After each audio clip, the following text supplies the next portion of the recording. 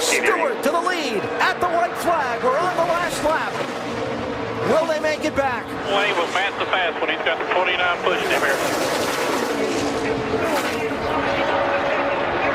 4 deep behind Stewart and Kenseth. Yeah, Kevin Harvick's got some real help coming towards the front here. Michael Waltrip in the 55. Into the picture. Pushed by Casey Mears. Kenseth with Harvick behind him. Oh, there's contact. Stewart into the middle of the pack and over. Fortune's out. And a huge wreck to end this race. Matt Kenseth is going to get to the finish line first.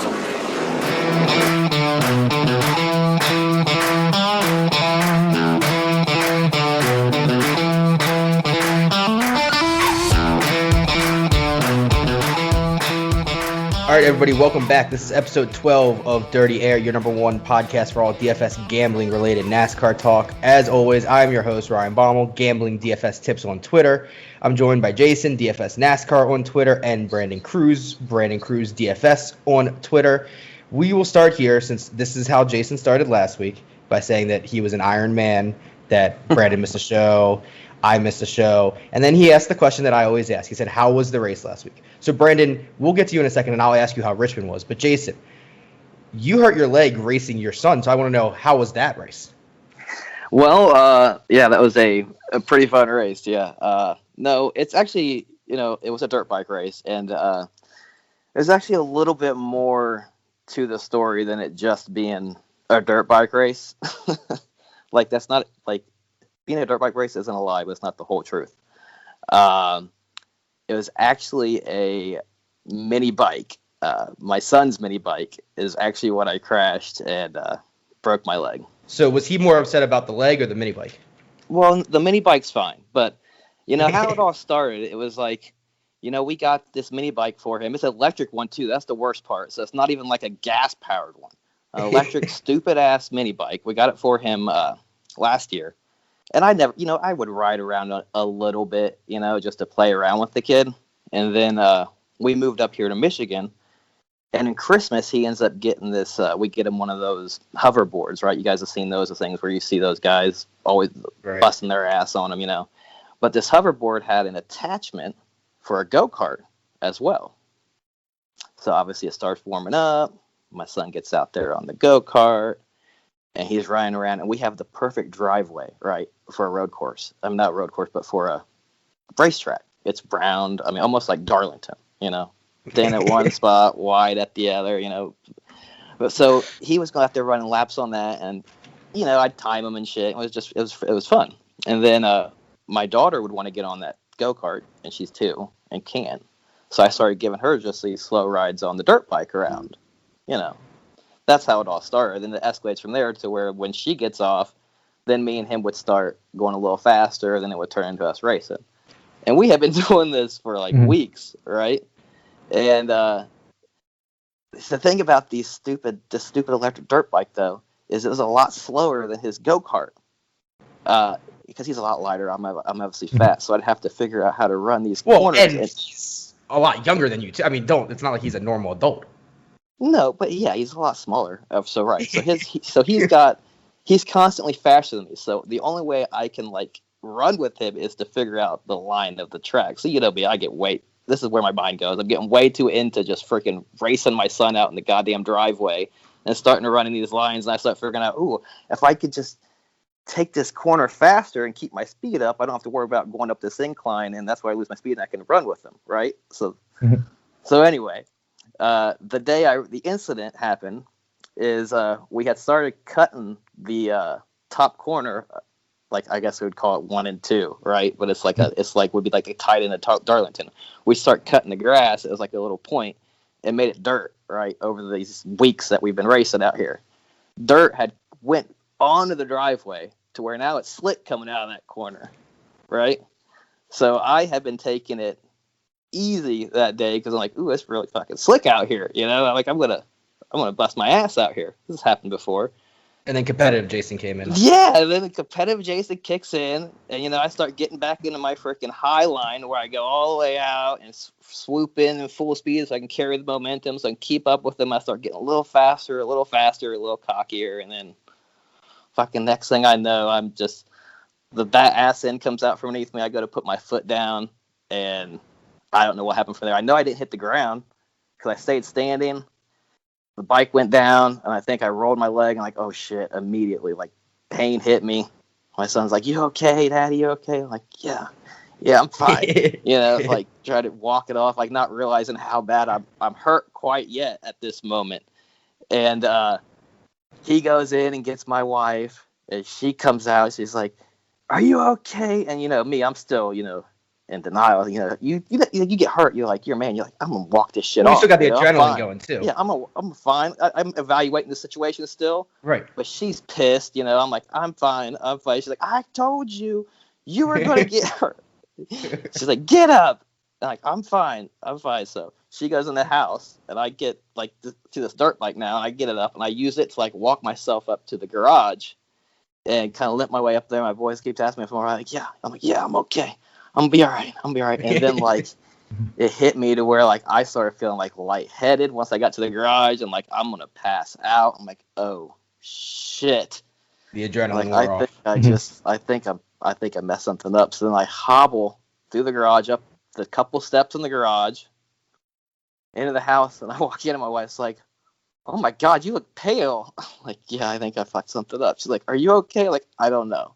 So I lay down, and it took about 10 minutes of me laying there before like, okay, we gotta go to the hospital. Took me to the hospital, fractured my tibia.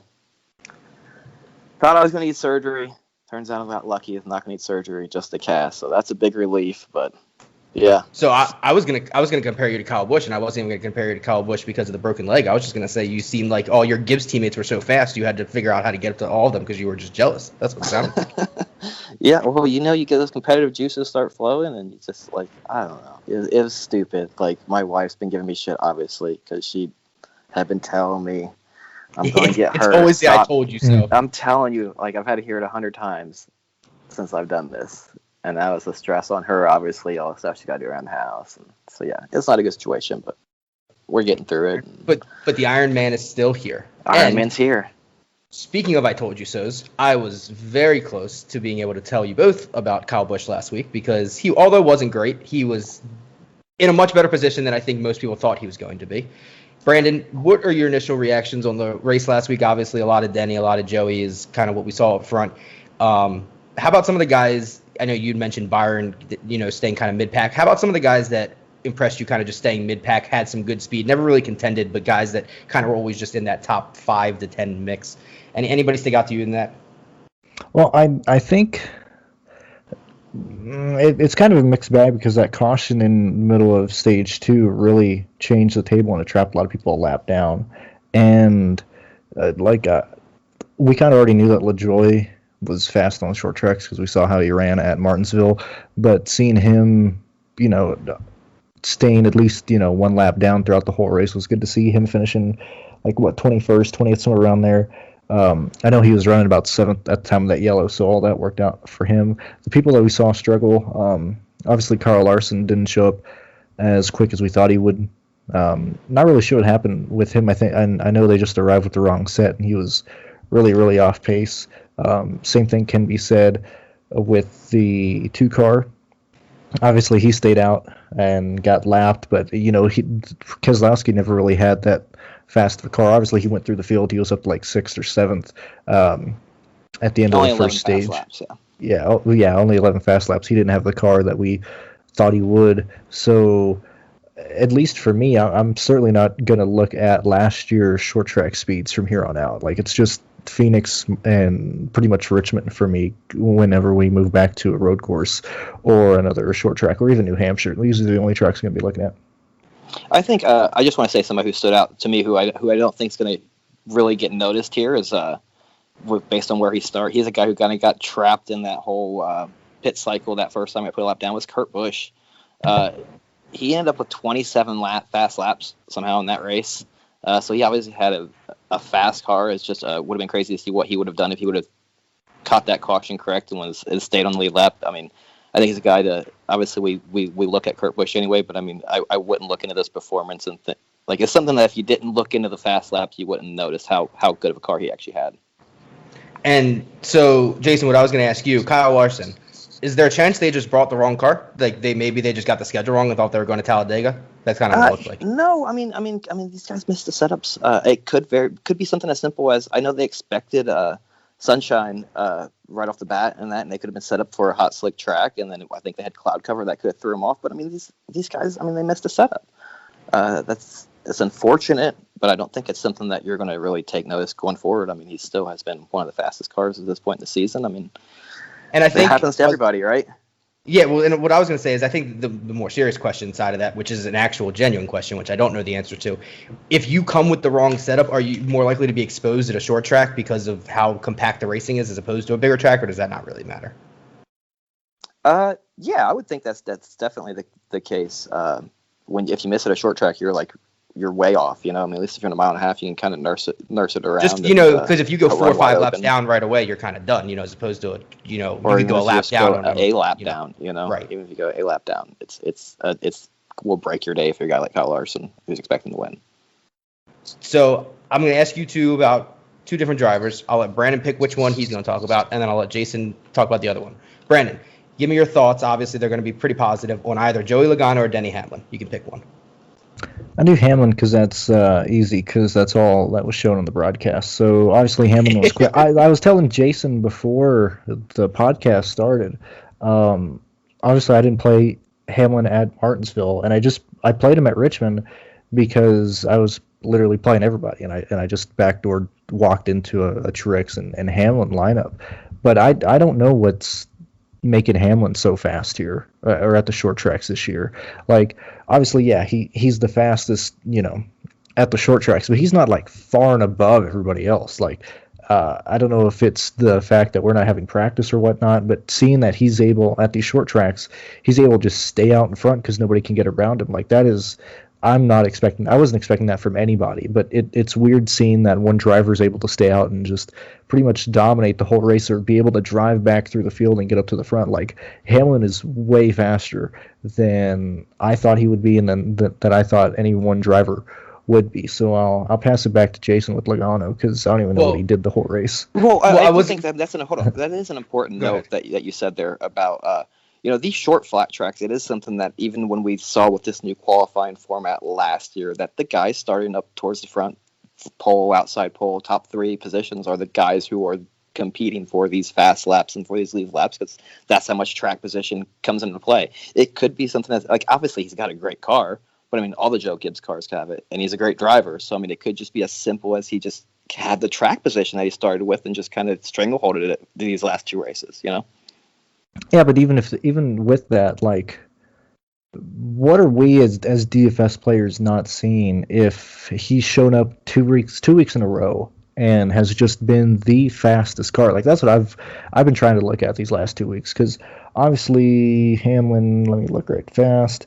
Obviously Truex was the highest owned driver. Like, everybody thought Truex would show up 41% owned, starting first, and then he Hamlin, was fast, 74 fast laps. Yeah, but if anything, it should be switched. And if Hamlin's gone back-to-back weeks of being the car, like, what are we seeing that we haven't played him, or he hasn't been the highest projected guy? Like, I don't know. Maybe that's just me. And, I don't know. Well, I've been playing him. Like I said, just because the reason I've been playing him is because he's just been fast all year, and you just got to sometimes just roll with the guy who's been performing the best in a situation when we don't know who's going to be the guys who are going to be running up front most of the time. And Hamlin's been the solid guy up there. So, I mean, it's just been makes sense to keep having shares of him each week. Mm-hmm. And it's last thing I want to say with that is I'll look more at Hamlin, obviously, when we get to another short track, but I need to look back and see why Hamlin, should have been talked up, or the things that we should have seen pointing to him being this car these last 2 weeks, because these last 2 weeks have come down to, oh, well, we're not sure who's going to be the fastest guy. I'm going to try and play everybody and spread out my ownership, and I'll end up on Hamlin if he's the fastest guy. Whereas, I mean, he's showing up and dominating. Like, this shouldn't be like a guessing game, and then Hamlin just shows up and then dominates again. Like, I need to really examine that. Well, and you kind of mentioned it. The past 2 weeks, he's led basically 500 laps combined. The past 2 weeks, so obviously he's been fast, but it's been all year, like Jason said. He's got 8 top fives. His worst finish is the one race he finished outside top 5, finished 11th at Homestead. I mean, he's had a good car all year, and I think the fact that Denny Hamlin hasn't won, it's like, oh my God, Denny Hamlin and Kevin Harvick haven't won this year. The casual fan needs to understand that Denny Hamlin and Kevin Harvick are having 2 completely opposite seasons, basically. Denny Hamlin hasn't won, but Denny Hamlin, you could argue, along with Kyle Larson, has been the fastest car all year. Yeah, and I think the other thing that like we need to look at is maybe why we weren't seeing him coming into some of these flat tracks is because he was good on the mile and a halves, but he wasn't really putting up those fast laps or really putting up a dominator performance at some of the mile and a half. So that may be why we kind of maybe slept on him when he got to these short tracks. Well, and Jason, a guy who actually been good at short tracks, guy who is good on flat tracks, as are most of the Penske drivers. Joey Logano, once again, did have a fast car here. What were your thoughts on him? Joey Logano has shown, I mean, it's pretty much, when it comes to these short, flat tracks, he's been just one of the top 3 cars every single time we come here. I mean, we saw, we went through this over and over, but I mean, last year, every race, he was top 3 average running position on these type of style tracks. Start the year at Phoenix, he had the best average running position. We saw those fast laps, and then he backed it up again this week at Richmond. Second best average running position, 32 fast laps, led some laps, 6.57 return on his value there. I mean, Joey Logano definitely wouldn't have killed your day at all today. You land on Joey Logano with either Hamlin or Truex, you probably had a pretty good day. And Brandon, the last one I want to talk about, Alex Bowman. I mean, basically kind of pulled somewhat of a variation of what Cole Custer did last year. I know, obviously, a different kind of track, and Custer did it with 2 or 3 laps, but the idea of just having a fast car hanging around the top 5, top 7 most of the day. Bowman was right there, had a restart. He even said himself he didn't think he had that good short run of a car, but got out in front, and he was gone, and Alex Bowman won the race. And I don't think he was the fastest car, but I think he was definitely one of the faster cars of the day. Yeah, I was watching Bowman throughout the race because I like looking at the lineups, not necessarily mine, but I like looking at what the winning lineup is or what drivers are doing during their races, so I can try and get a better feel of, lineup construction. Because what we've seen pretty much this whole year is the optimal lineup is, or the winning lineup isn't there literally until the last lap. Like, it's even at Atlanta. Atlanta might be the only race this year that it was kind of decided because it went green to the end after Blaney passed Larson, but we keep seeing these shakeups on these last laps, and so Alex Bowman was constantly in and out of the top lineups due to his place differential, but he wasn't able to get in there because he would get 1 or 2 fast laps at the start of each run, and since we only had 3 or 4 of those, that's when those fast laps came. And so I was sitting there okay, Alex Bowman was a guy that I probably should have played more of. He'll probably outscore probably 30, 31 drivers, but I don't think he's going to get in the winning lineup unless he takes the lead. And if you're playing Alex Bowman, yeah, sure, you might play him, expecting some fast laps here and there, but you didn't play him expecting him to win the race there. And on that last restart, yet again, going back to why has he been the fastest car these last 2 weeks? Why was Bowman that quick on that last run? They didn't make any adjustments. That was the same car that everybody was running. Nobody made adjustments on that last pit stop other than some air pressure, but nobody was making wedge adjustments or anything like that. So if Bowman was that quick, why didn't he get through the field faster? I know that the race was getting later in the day. Yeah, but still, he was in 6th or 5th at that time. Same thing with Larson at Martinsville. He had the 5th best average running position. I mean, he got through the field twice. He ran 27 fastest laps. I don't know why he had a fast car, but I think he had a fast car that whole race. I mean, he moved through the field quite frequently. And for Richmond, a place hard to pass and hard to move through, he was chasing guys down, 2.5 seconds in front of him, passing the next guy. I mean, yeah, but why is it that we constantly see these drivers drive through the field and then get stopped at 5th or 6th place? Is the air really that much even in these cars? Can you really not make a pass that much? I'm seeing that more this year than the other years with no practice. These guys, even if you're fast, you almost always stall out at 5th position. And I don't know, yeah, it could just be the theory. I mean, I've always heard the theory is just because you're getting up to the cream of the top now, the cream of the creme. So I mean, it's gonna be harder to pass them. There's faster cars. Mm-hmm. But yet again, a late race restart in pit road decide the race. And I lied. I did have one more question. So Jason, Stewart-Haas once again not what we expect out of them. Finally, Eric Almorow has a good run. He finished with the top 10, his first top 10 of the year, I believe. But the other Stewart-Haas cars, when you get down to them, I mean, hold on. Stop glazing over. I want to stop and talk Eric Almorow here. How did he come in at only 10% owned this week? Well, this, it goes back to the whole Bowman situation. Like, people were playing Bowman for place differential. Same thing with Eric Almorow. I think people were really trying to pay up for 2 to 3 dominators in those types of lineups. You weren't able to really easily fit in Bowman. You really weren't able to fit in Eric Almirola into a lot of lineups. So I don't know. It's always interesting looking at lineup construction. People were fitting in Bell for 2,800. I mean, at 28%. I mean, people were fitting him in for, a few $100 less. I guess that could be the difference there. I mean, I'm pretty sure it is because and Dylan coming in at 25%. Like I would have never expected that. I guess my lineup construction was completely different than everybody else's because I just went 2 DOMs. Yeah, because most of the lineups that I made, you could get up to Bowman or say Cindric, and even Eric Almirola, but most of the lineups that I would end up in the 7K range with Reddick, Austin Dillon, guys like that. Like I wasn't able to get I didn't feel the importance of paying 8,800 for Alex Bowman for place differential, where I thought he would just finish in 8th place or 7th place. Like that's what I had projected. But didn't we? I mean, you played Harvick though at like 9,200 or 9,300. I mean, he has.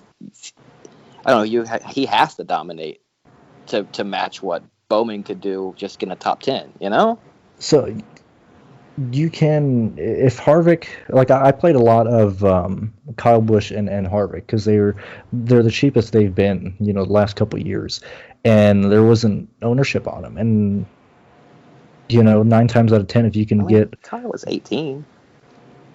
Yeah, and Bowman's 22. I'll take that discount. Obviously, the race ended up being really weird with that caution in the middle of pit strategy, in the middle of the race. That really changed a lot of the strategies. Yeah, it definitely did. Yeah, who knows how it would have ran out before? Like I said, there was a lot of fast cars that probably got trapped down. Mm-hmm. Who knows how that was going to run out? But. Yeah, or even Keselowski shooting themselves in the foot.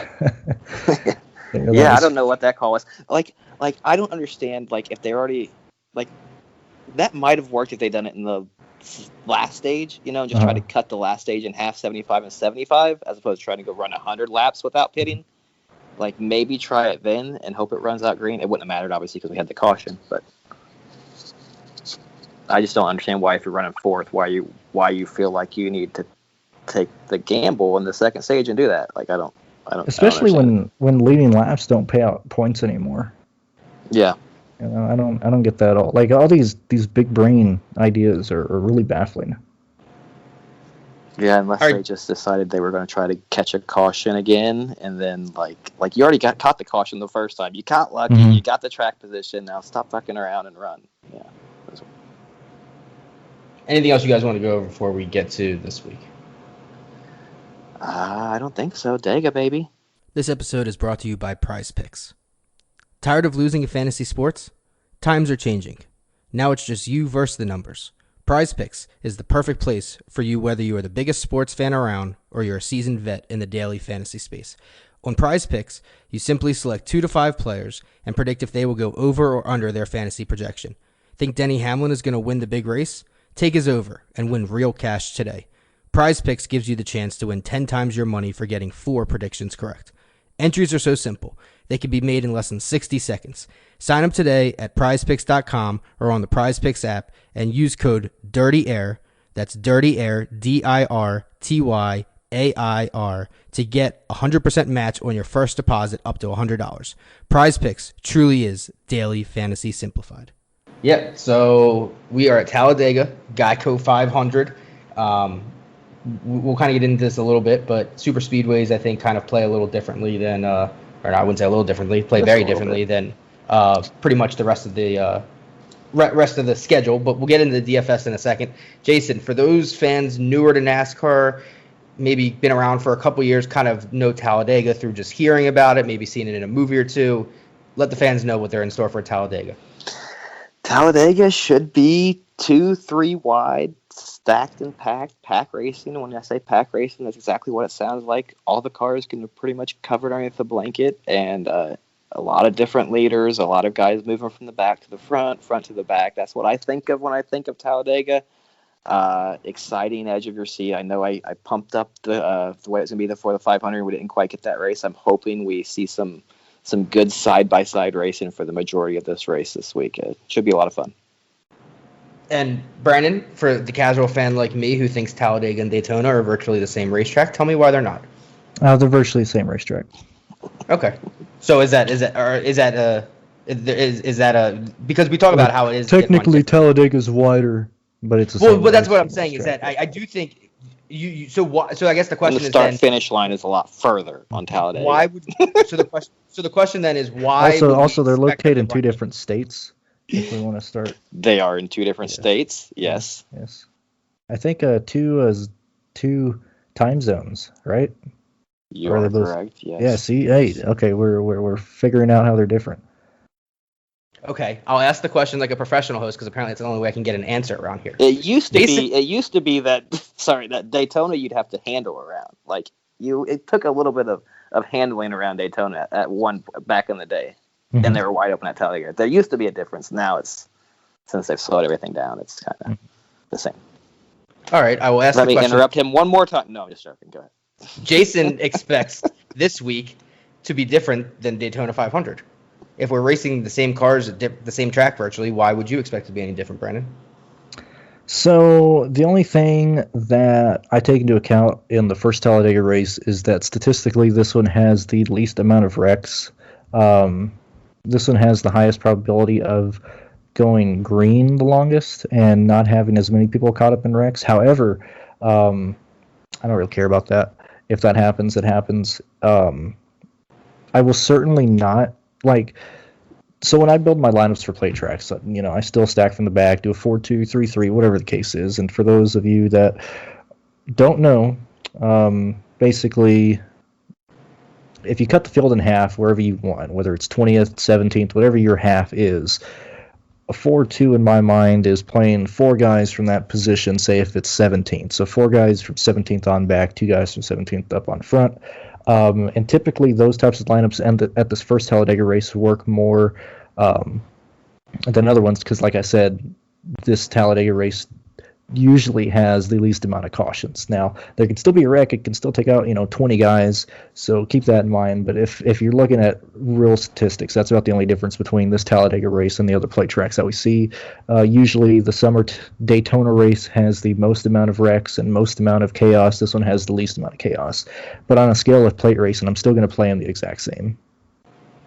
So, Jason, I know you've got a couple stats on basically how often the big one happens here, and then also kind of the different finishing positions that reflect whether a big one happens or it doesn't happen. What's kind of the initial thoughts on what you're looking at? Well, one thing I've really wanted to look into going into this week, I kind of joked about it in our Discord. I said, well, it's going to be a nice, easy week for content because it's a super speedway, right? And the strategy is pretty much laid out there for you. But I started digging, not to really find anything, but I just wanted to kind of compile some data. And I took a look back at the last 10 Talladega races. And we've had 3 big ones. We've had three races without the big one and 7 races with the big one in the last 10 Talladega races. So that's about, we've got about 70% chance of having the big one if you look at the math that way. Now, obviously, who knows? The next 10 races they run, it could be 30, 70 the other way, right? These things are so random, these races, you don't really know what's going to happen. But I think, I don't know if you guys happen to look at it on Twitter. I know I posted it on my Twitter account, this graph here. It's a good thing to look at because really this week, Brandon kind of touched on it. It's all about, starting position and picking those guys that are in those optimal starting positions. And if we look, I kind of separated it between when the big one happens and when it doesn't happen and to kind of see the difference in where the points are being scored. Because I think you can, one thing I'm kind of considering, Brandon, is this week is kind of going since with that 70-30, strategy to making like 70% of my lineups built around the fact that the big one's going to happen, and then 30% of my lineups around the big one not happening. Because I mean, it is two different aspects as far as like where those points are scored between the big one happening and not happening. Mm-hmm. And I mean, I think you've pretty much adopted my thing of, playing positions, not really caring about guys. Like, I mean, I'll say this right now. Like, if you're caring about top tens, or looking at guys who can, quote unquote, finish well in races, obviously, like, that list is pretty easy to see. It's Hamlin, Almorow, Elliott, Newman, Priest, Jones, LaJoie, Blaney, Kurt Busch. Like, those would be the first 9 guys I would look at if you want, quote unquote, safe guys who normally finish well here, but a wreck can take out anybody here. So, you just don't want, you want to minimize your chance of having as many negative points in your lineup as possible.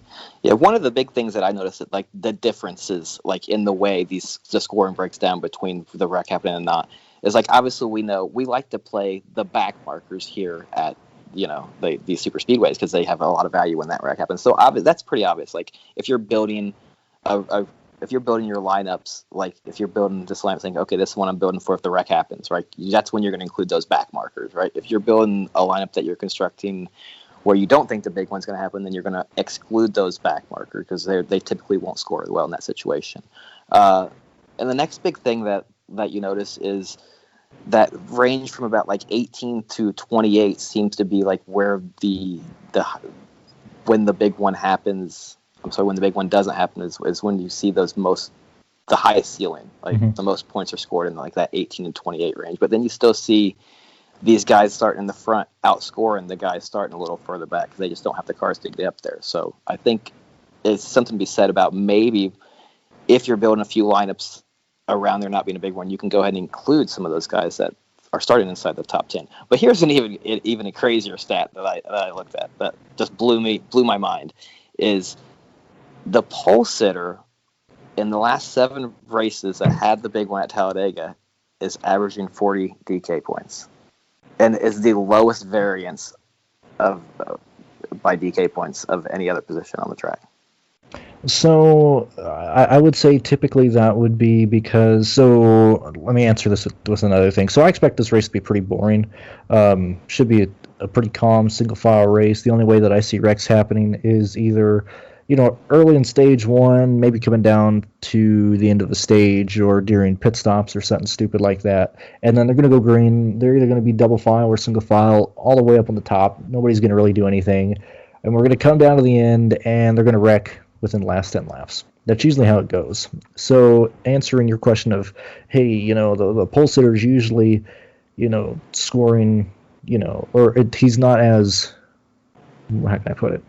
He scores 40 points. Yeah, like he's not, all over the place. And that's mainly because normally the pole sitter is the guy who's usually leading during the whole race, or he's a guy who isn't losing positions. Like if the field is calm and you're not 4 wide and nobody's trying to kill each other for the lead early in the race, typically you'll hold that track position up until the end of the race. And so I think that's why you see the pole sitter be so consistent in terms of not scoring as many negative points as say other positions will be, because as good old Big E once said, if you're up front you're going to avoid the wreck, and I think that's where that comes in. So going back to how I think this race is going to be boring and how I normally play a lot of the back marker cars, which I'm going to do anyway, but you need to consider how many laps are going to go down. So let's say example for Quinn Hoff, I'll use Quinn Hoff or Harrison Burton this week. So if this race goes green and these guys end up getting lapped, say 3 or 4 times, if they're really off the pace, you can see guys get lapped almost 10 laps. And if this race goes green to the end and then they end up wrecking with like 4 to go, then they have green, white, checkered, and it actually ends there, you'll see the guys who are trapped laps down, they're not able to actually take advantage of the wrecks because it happens so late in the race, they literally run out of laps in the race to pass those guys who wreck. So you got to keep that in mind here, and that's a real issue in this spring Talladega race. If it goes green, you'll see the backmarker guys who are, the highest ceiling, safe guys who can't get you negative points. They actually just get locked into their, 30s positions, and they can't pass anyone if a crash happens late. Yes, I've definitely found myself in that situation on those guys before. So, Jason, what's general roster construction for you at a super speedway? I know you kind of touched on it a little bit. True back markers, place differential, couple guys here and there up front. How do you play differently? It's obviously it's all about place differential this week. So you're wanting to start guys with that place differential upside. Like I said, back markers are definitely in play. Like I said, 70% of my lineups are probably going to have back markers in it because 70% of my lineups are going to be built around the big one happening. And those lineups in construction without the big one happening, I'm going to stick in more, like I said, towards that 18-28 range. But I think there's a case. I know this goes against like everything that I normally do with these super speedways. For looking at, I'm just going to break through something here real quick. Okay, if we look at the top DK performances in the last 10 races at Talladega, guys who started inside let's call it the top 16 that show up on this list would be Joey Logano in the fall of 2016, started 16th, finished first, scored 12 Dominator points. Ryan Blaney started 12th in the spring of 2020, won 16 Dominator points for 72 DK points. Those are two of the top 3 performances in the last 10 Talladega races. After that, in third is the starting 9th, Joey Logano again, finished first, 18 Dominator points for 71 DK points. So we all know that, that position differential is so crucial at these super speedways, but 3 of the top 4 performances in the last 10 races came off guys starting inside that top 16, and they're all 3 Penske cars.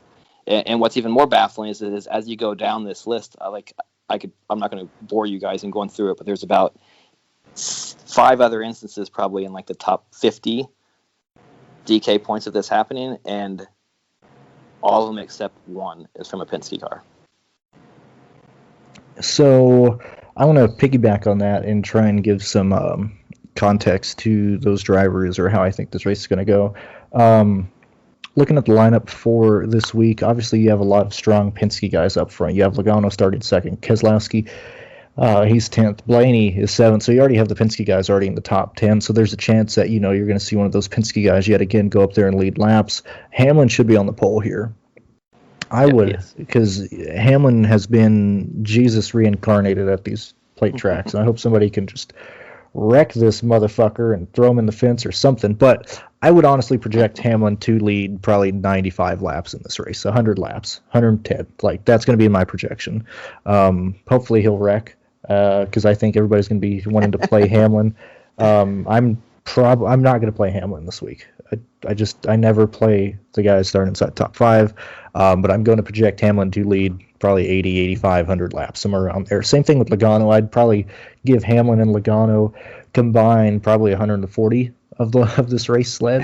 I would honestly imagine it's going to be one of those guys leading that boring train this entire race, and it's probably going to be Hamlin because he should just hop up and everybody should follow Hamlin pretty early. For as dominant as Hamlin has been on these tracks, though, he hasn't scored more than 10 Dominator points, but once in the last 10 races here. But yeah, I definitely can see him holding on to that. He's got Truex on the inside of him, Kyle Busch is up there, Bell's right there as well.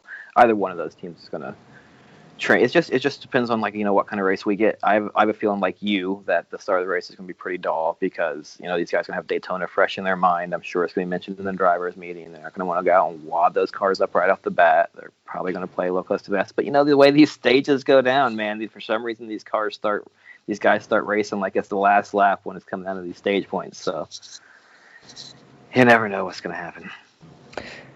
Yeah, going back to your little graph that you're talking about where... Well, hold on. Let me ask him something real quick on Denny Hamlin, because I know you mentioned that you weren't going to play him. Jason, in a 20 max, what do you see? How much Denny Hamlin do you see yourself playing? 15, 20%? If that? Yeah, no, I don't know. I doubt I'm probably going to play any Hamlin. I know I talked about the pulse hitter being consistent, but the one thing that the pulse hitter is not is if you look at this list I'm looking at of the top DK performances over the last 10 races, there's no pulse hitter in sight. So it's just the upside's not there, right? I mean, it's just not you still have to have, I guess he could probably get 18 Dominator points and win the race. I don't know. Maybe 5-10%. You could talk me into 5 or 10% in one of my non-big one lineups. So, let me bring back what you said about the positions, and then I'll talk about Hamlin real quick of why I think he's a great fade for obvious reasons. He's starting first, but Right. let me talk 18th through 28th again. So looking at the drivers in that area, which since we're building lineups or these lineups, the starting grid is being built on this format that NASCAR uses. So it's not necessarily, all the fast cars in the front, all the slow cars in the back. In that midsection of where I was saying, hey, if you want to cut off half the field at like 17th, your player pool, if you're counting the back of the field, is going to consist of Chastain, Suarez, Reddick, Buescher, Jones, McDowell, Wallace, Briscoe, LaJoie, Custer, Newman, Preece, Alfredo, and those are technically, the good cars there. And that's a great little pool right there. I just mentioned some of those names when I was talking about guys who normally get a top 10 at the plate races. And I think that's going to be where a lot of lineups are going to be made from. And I don't doubt that at all. It's certainly a lot safer than the guys in the back, and I'll let you talk in a second. Going back to Hamlin, there's a chance that he'll win this race or that he'll finish in the top 5 and lead a good portion of laps. And even so, even with how little laps there is in this race, if somebody like, say example, I'll say Newman, because I think Newman's going to be very popular this week. He goes from 28th to, let's say, 8th or something. He'll easily outscore Hamlin. I don't think Hamlin's optimal in any situation. I don't see it happening. Even if he leads 120 laps, I don't think he's optimal just due to the place differential that other guys offer. Yeah, I forget what I was going to say. So yeah, sorry, I talked it's way all too good. long. It's fine. I do want to kind of look at something real quick while we're talking about this. I just want to see what points look like on the races where the big one didn't happen here. Like, what was the top score in points? Okay, so that was when Logano scored 72, and that was when Blaney scored 72, and Brian Scott scored 65 back in the fall of 2016, starting 25th. So yeah, it was really all PD still, even without the big one happening, aside from the Logano Blaney wins, who had like 10 to 12 PD on top of the win, on top of Dom points to get to those 72 points. I don't think there's a situation like that on this lineup. I don't think maybe Larson starting 12th could be a guy, right? That could get up front, starting 12th, who you could see pick up 10 dominator point, pick up 10 position differential points, who could pick up 12 dominator points, not get wrecked and win this race. Maybe Larson might be the guy there at 12 because he's had speed.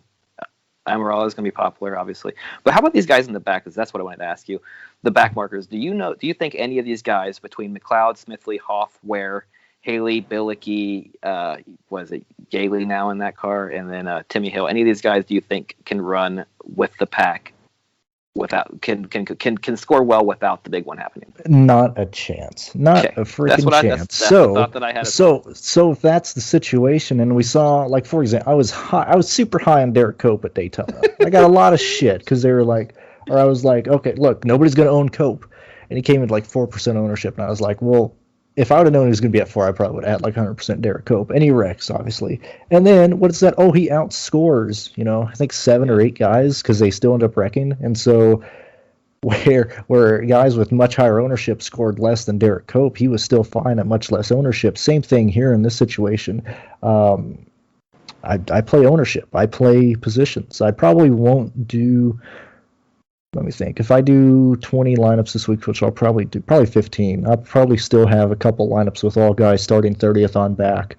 But I'll certainly spread out a lot more of the ownership to guys up in the middle of the pack here, because I think that this race does have a chance of going pretty clean and green. I also want to say one last thing is that because, these guys typically don't score as well unless there's a wreck, these guys are super, super low owned. Smithley, Hoff, Ware, Haley, Bilicki, probably JJ Yaley when he gets in there. These guys are going to be very low owned, and very low owned probably in a sense of probably all under 15% ownership. They're always way under that. And obviously, if we're looking at the data, it says 70% of the time they're going to score well because the big one's going to happen. Obviously, though, the thing to keep in mind about some of these back markers is most likely 1 or 2 of them is going to have some kind of a mechanical, something's going to happen to their car, mechanical problem, something that's going to bust them out early, probably. Like, that tends to be whichever one of these back markers, I'm the highest one, is the one that ends up freaking like having something stupid happen to him at the beginning of his race. So Yeah. if you're playing these guys, keep the exposures kind of spread out. I would suggest.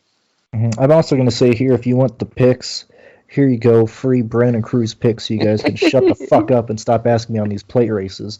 Harrison Burton, play Harrison Burton, play Casgarala, play Ryan Newman, play Ryan Preece, and play Anthony Alfredo. There you go. There's 5 drivers. Leave me alone for your DraftKings lineup. There you go. I mean, I gave 5 drivers there. So if you want to play guys in the back who aren't, these jalopies, play those guys. Feel free. I'm gonna be over-owned or over on the field of the Rick Ware cars, of the backmarker cars, just because that's how I always play it. Real quick, guys who started, the guys who has the best average finishing position in the races without the big one, because I guess that would probably signify who actually runs well, because the wreck didn't happen, right? Stenhouse is on top of that with the average finish at 3.33. Hamlin's next, 3.67.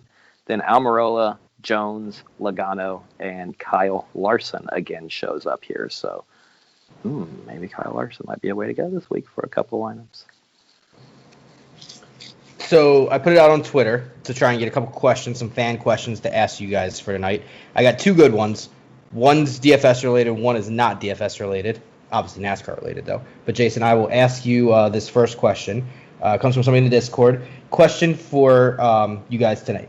Now that we're a quarter of the way into the season, what is something that you had a lot of success with last season, but you're not having as much success with this season, and what are you doing to address it? That's a pretty interesting question. Between strategy, build, contest selection, all that, is there? One thing Did somebody PM you that, or is that your question? Would you like? I can screenshot you this in the Discord if you don't believe me. Okay, ask the question again. Because it's coming over to you right now. Dude, because I went to the post and I didn't see anybody answer that. So no, you're supposed to DM it to him, is what he said on there. Yeah, because I can't let you guys see the questions. Okay. As I was like, all right, cool. Because I was like, man, that is a really detailed question for Ryan to ask us. What I had success. So the question is, what I had success. Jesus. I had to ask. Oh, it was in the Discord. No wonder. He doesn't believe him. I said it came from the Discord. Okay. We got it, guys. Okay. So the question was, what I had success at last year that I'm not having success at this year, and what I've done to change it, right? Got it. Yep. I used to play a lot less lineups. I used to play 3 to 5 lineups. You keep a lot tighter pool.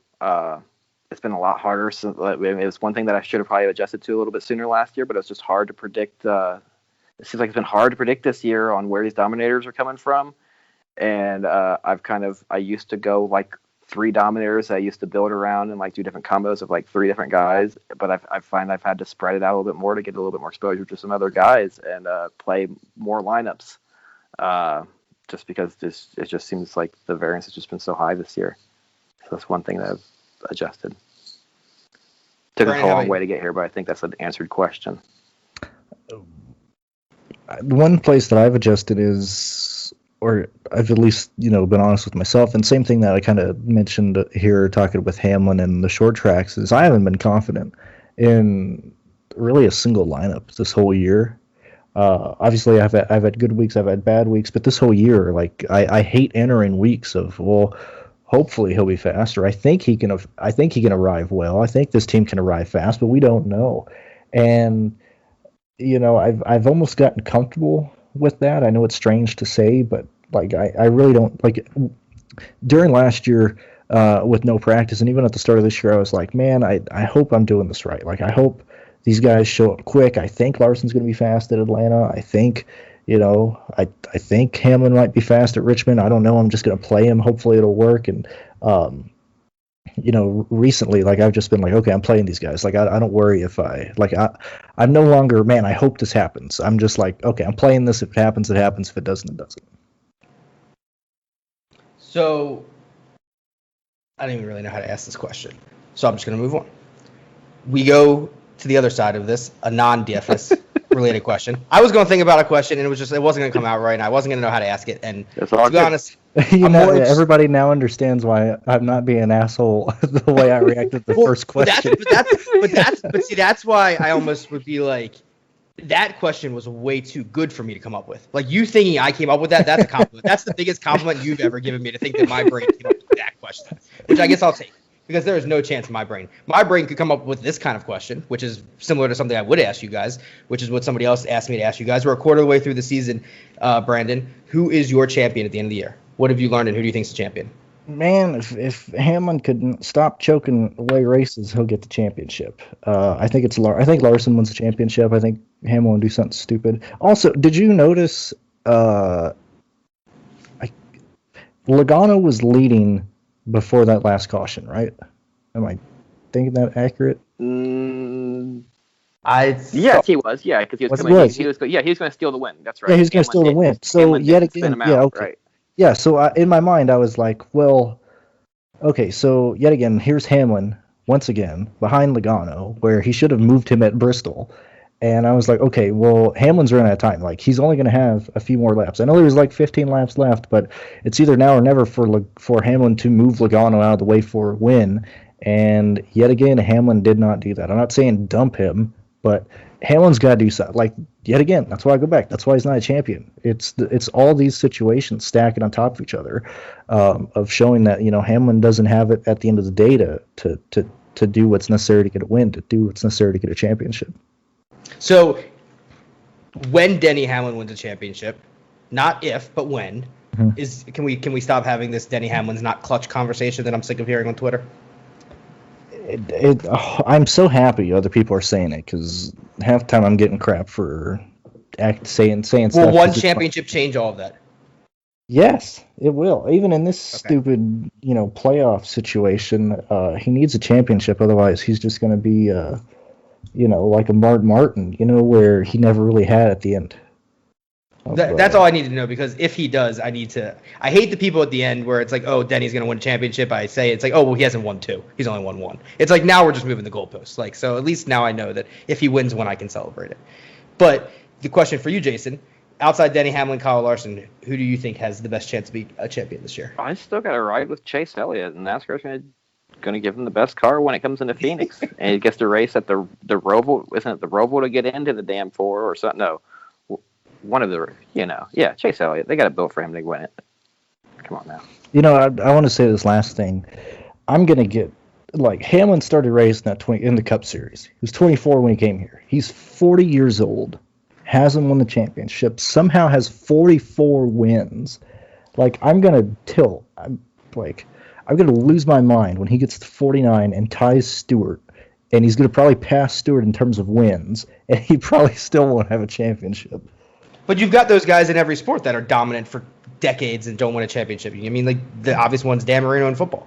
Yeah, he sucks. He sucks. He never made it. He sucks. Hey, you know what? Philip Rivers, he sucks. Hey, you know what? Who doesn't suck? The man with all the championships. Terry Bradshaw. Hell yeah, man. TB12, the OG. Hey, OG. I love Bradshaw. Honestly, I love him. People hate Bradshaw. Not his fault for being on a good team. Yeah. So, what do you guys think about the next Harvick dynasty starting tomorrow night? I was going to ask you about that. What punishment does Keelan Harvick get when he beats Kevin tomorrow? Was it tomorrow night? How dumb is that they're letting Keelan? You just can't pretend it's serious and then do this. That's you got to pick one side or the other. Like, hey, we're doing this for fun. We're going to get this out there, or like, hey, this is going to be a serious pro invitational. You can't go back and forth. I mean, they don't let what's his name, frickin' Timmy Hill. I think he is in it now. I think no, they were keeping him out right at the last one, and then they Cindric ended up giving him his ride, right? And it's like he had a real sponsor for it. I mean, he was a real car, and they weren't going to let him in. They're going to let fucking 8-year-old race. And he was going to run top 5 the whole race. Because I think we're done talking DFS, so we're going to talk about iRacing and Jennifer Jo Cobb. I can already see that coming up. So. Thank you guys for listening. If you want to quit, I understand that, but I do want to have this conversation here. I don't know if you saw what I put on there on Twitter, but I said that and I've criticized iRacing more and more the past few years because they certainly don't care about the community anymore. But they present themselves as this, top of the line simulation, top of the line esport. Meanwhile, the Pro Invitational will showcase how realistic this is. The best of the best drivers. Also, 8-year-old Keelan Harvick is going to race. Yeah, and what if he wins? That kind of throws away the whole how realistic it is. Or if he competes, it's like, can you throw him in a race car and he can go out there and finish top 25 if that's what he does in this race? Mm-hmm. I don't know. It's dumb. I know for sure now we're not getting any DraftKings. I was hoping the push from the last one would get it, but I'm certain we're not. DraftKings is going to let us put money on an 8-year-old. Yeah, but you're right. With this little gig they're doing, it definitely shows that it's a video game. Yeah, and that's okay. It's okay. Fine. Yeah, it's okay. But everybody who's wanting to die on the cross for iRacing being a motorsport simulation, ask yourself this. If you have iRacing, do you notice how in the loading screen, iRacing used to say iRacing Motorsport Simulation? And they took the Motorsport Simulation off of the loading screen now? Like, come on, that's all you need to see. Yeah, I mean, the iRacing stuff. The iRacing advertisement is William Byron. That's the iRacing advertisement, or the racing simulation. But yeah, good thing we don't have to talk about 9,800 Keelan Harvick, because I'm sure there's some laws against doing that with an 8-year-old. I think we should bring chimney sweepers back and run them head to head like horse races, and see what child can get through the chimney first. I think that's the sport we should bring back. I like it. Sign me up. Like, can we make DraftKings for that? Yeah, there you go. I'd love that. That's the real stuff. I need to sign my boy up. Mm-hmm. And you need to put different tractions on different sides of the chimney, so they need to make sure they run the right lines so they get down quicker. You don't need the frictional. Or, I mean, do it like the old school. Either make the chimney get too small at the end so they get stuck, and then just light a fire under them to see how quick they can get out. There was a line, and you have crossed it, my sir. All right, well, I guess we've now reached the point of the podcast where it's time for me to try and bring this back on the track. Wait, no. We still got, we got Jennifer all right, Joe fine. Cobb. Come on, all right, fine. Okay. I'll let you do your Jennifer Joe Cobb. But I also want to ask this question because it relates to it as you do it. So the Jennifer Joe Cobb question, and the second part after you get done with that is, what is JJ Yaley's feelings that he's a Rick Ware driver, basically was taken out of the car. Jennifer Joe Cobb was given it to him. She can't race. She wasn't approved. Now he's back in it. So after you talk about Jennifer Joe Cobb, talk about JJ Yaley and his mindset. Yaley's saying, give me the paycheck. Yeah, he's just getting a paycheck. I mean, he'll come up, drive, get a paycheck. Let me drive. Jennifer Joe Cobb, from some of the stuff that I read, she may have brought a 6-figure sponsor to the car. Oh, my God. I do know I know she brought a lot of money to Rick Ware. Like, that was the whole thing, because whoever the company was, they were banking on heavy coverage for Jennifer Joe Cobb starting in the Cup Series again after Danica Patrick. So I know that was a real selling point for them, that now, Rick Ware is missing out there. But I get a lot of shit for criticizing NASCAR, but yet again, like, come on, guys. This is dumb, right? They're going to it's even dumber when you just think back to Derek Cope.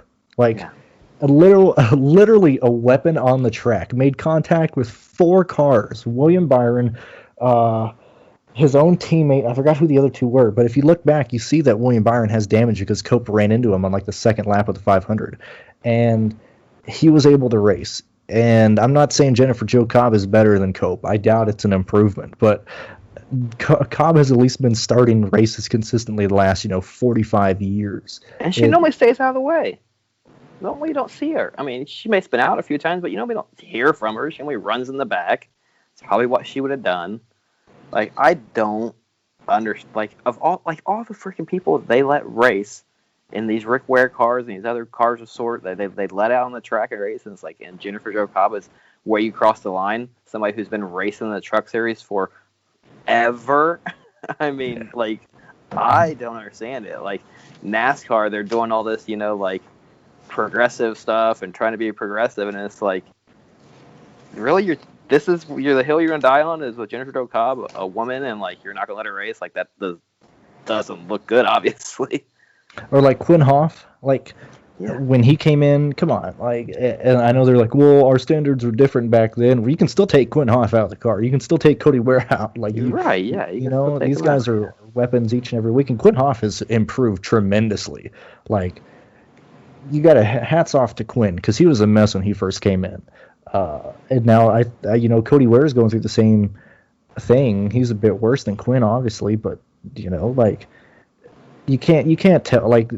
And NASCAR hasn't come out and given a blank statement of why. They're just like, oh, well, our standards have changed or whatever that means. But, like, there's a bunch of BS. I agree. It seems like a classic case of pick your battle, and probably picked a battle they didn't need to fight because, like you said, you've got all these people in here where it's like, yeah, like maybe she's not the best driver, maybe she's not a necessarily quote unquote cup driver, but we've got 4 or 5 other people that aren't cup drivers you're letting race. I just find it hard to believe that you let her drive a fucking truck on the Daytona and Talladega, driving 180 miles per hour all these years if you think she's a safety hazard in the cup. Like, I don't understand. Like, this is my last, and then I'll let you talk here because this will probably be my last rant for the episode. So, NASCAR, the Cup Series is supposed to be the 40 best drivers in the world, and we know that is not true. Like, maybe 15 would fit that description. But even when you look at NASCAR as a whole, and I've said it this year, the Truck Series it's gotten progressively worse. It's almost like every single week is a wreck fest. I think Atlanta was the only race that we didn't have a lot of wrecks in.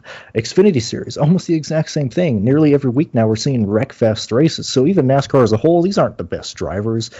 So the whole Jennifer Jo Cobb, the whole we need standards. NASCAR doesn't have standards. They don't care. Like, I think I think it's a stick in the ass to Rick Ware. I mean, is that all it was? Like, I don't know, man. I don't know. It just it's certainly a double standard.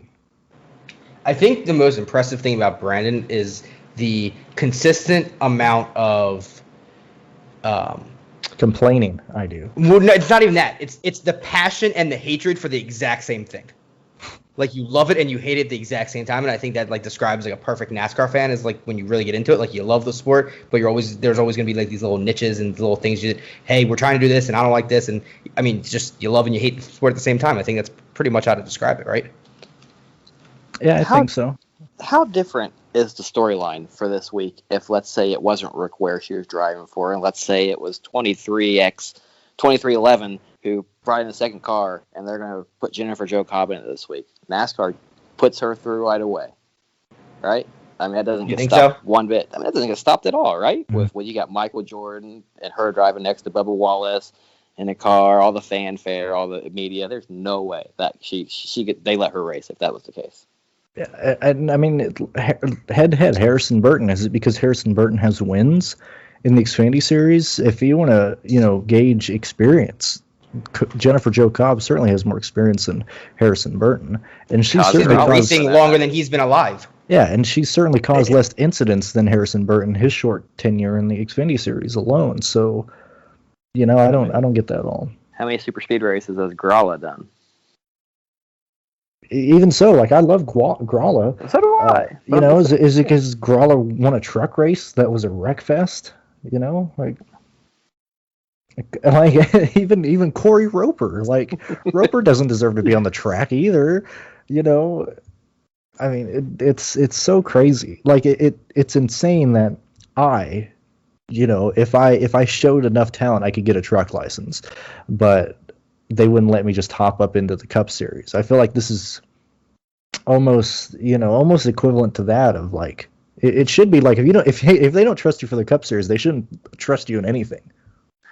That would be my thought. Like the speeds aren't that drastic. I mean, is it saying it's okay you can endanger the like? I understand you got to learn in the lower leagues, but it shouldn't be like if there is a criteria you have to meet, it should be like you have to run X amount of races to go to this series. You have to run X amount of races in this series to the next series. Like that, they should be laid out. It shouldn't be a judgment call. I mean, the answer is it's because Sheldon Creed and Matt Crafton aren't as important to the sport in NASCAR's eyes as Denny Hamlin and Joey Logano. I mean, I don't think they're running that much slower. Like you said, it's 20 miles an hour slower, 15 miles an hour slower, something like that. It's just and I think it's just on a bigger stage. But like you said, you're setting a dangerous precedent here if you're going to start saying certain people are not safe to drive on super speedway tracks, because then you're opening up Pandora's box for everything, I think. And yeah, Jason, like you said, the team matters, obviously. So let's get to our two and done. Once again, I have the least amount of points. because I had to get the least amount of points every week, and when you keep adding them up, that's how addition works. But like I tell everybody, I've got two of the best NASCAR guys on here. I hope they beat me because I'm not a NASCAR guy. I mean, I am, but not like that. So this week, 2 and done. Obviously, it is a dart throw. It is a close your eyes. It is a probably use a guy that you may or may not use again the rest of the year. I used William Byron at Daytona. This week, I'm going to use Ricky Stenhouse. Why do you keep using like actual guys at these tracks? Because I've done the math on how many times I have to use these guys, and I'm so far, and I'm use 16 guys. So and I'm so far behind you guys. I'm gonna give you a chance to take that away because Stenhouse can actually finish, 12th at a regular track. Like, I mean, you can stick with Stenhouse if you want, but I'm leaving that door open if you want to change that, because Stenhouse could be somebody that could actually finish 10th at another track, whereas he needs to make up ground now. He shouldn't be worrying about the rest of his picks. Jason, when you edit this podcast, you can put a sound right in now of a door closing. That's the door Brandon opened, and I'm closing it and keeping Ricky Stenhouse. All right. Who's next? Let's see. We should have figured this out before the season. Do we want to do total points, like, or who had the second least points last week, or who has the second? Right? It should be. Yeah, it's by week. That's how we've been doing doing the same. it. Yeah. I'm dominating every week, so I pick last every time. What? I had Hamlin. With that being said, he was What's in first place. You guys, I'm trying to get this out. Brandon, the king of the podcast, he drops his crown sometime, but he is always the king. He was in first place. Now this week he gets to pick second because he is in second place. Yes, because I did not dominate last week. because he dominates every week except for last week and a couple of the other weeks. Jason had Denny Hamlin last week, 55 points. Brandon had William Byron, 40 points. I had Kyle Busch, 33. So that's why I already picked, because I'm last. 268. Brandon has 354. Jason has 359. But you will be certain that if I need to by the end of the season. The lead? Yes, and if I need to, I'm going to edit these points by the end of the season to make sure you stay in the lead. So pick somebody good, Jason, so I don't have to. But Brandon, you're first. Who do you want this week? Let me guess. Quinn Houff. No, actually, because I do think this race goes clean. For a majority of it, so I would want to try and get stage points. So I'm going to go with Michael McDowell. Now, I'm going to let you take that back, because Michael McDowell can finish top 10 at another race this year. He can, man. He can. No, that's a big no. I'm trying to help you out, man. Well, I mean, you're the guy at Daytona who picked BJ McLeod. Yeah. And he outscored your pick of Byron. Yeah, by 2 points. Hey, 2 points matter. If you guys are done fighting... Not when you're 100 points behind. Put me down for Ryan Preece. So, I think if I was in your situation, I would pick... I'd probably pick Hamlin, Ryan. Like, honestly, there's a chance that he wins every stage and wins the race, honestly. Can you imagine how this podcast would have gone if Brandon told me to switch my guy because I pick somebody that is going to finish in the top 10 later in the year, and you're like, you know what, I'm going to pick somebody that's not. I'm going to take Denny Hamlin. My reputation would be gone right then and there. So I guess I should have done it. Would have made for great content. You know what, Brandon, you're right. I'm going to pick somebody that won't finish. I'll pick Denny Hamlin. But no, I am going to stick with Ricky Stenhouse. All right, so any other final thoughts before we get out of here? No, I think I'm good. Yeah, I think we've kind of covered most of it. Jason, let the people know where they can find all your stuff at. Yes, www.freenascardfs.com. That's my website. I'm going to be dropping an article here this week, probably tomorrow, which would be Wednesday, with a quarterly recap of the season, going through all the data from the season, salaries, ownerships, all kinds of stuff, seeing what stands out, which drivers stand out, and all that good stuff. And then obviously for my content for Talladega, Xfinity Series, Truck Series, that's all freenascardfs.com. Follow me on Twitter at DFSNASCAR. Brandon Cruz DFS on Twitter, Patreon, and YouTube. Probably won't do live shows this week because it's a plate race. I doubt I can add anything in an hour of live show that I can't do in my video. But yeah, that's where you can find me. And as always, you guys can find my stuff betwithbommel.com. NASCAR bets, also do gambling tips kind of across a lot of different sports. On Twitter as well, gambling DFS tips. thank everybody for listening. I don't know if there's much more to kind of go over. Make sure you guys, whatever platform you listen on, review, subscribe, like, comment, whatever it asks you to do. All of that helps us. And then I know you hear the Prize Picks read that we have in the middle of the show. That obviously helps us as well. We like providing as much free content as we can for you guys, especially with this podcast. So obviously all of that goes a long way. Tell them how it is. They give us $50 every time you guys deposit. So throw in the $25, play a little bit, and they give us $50.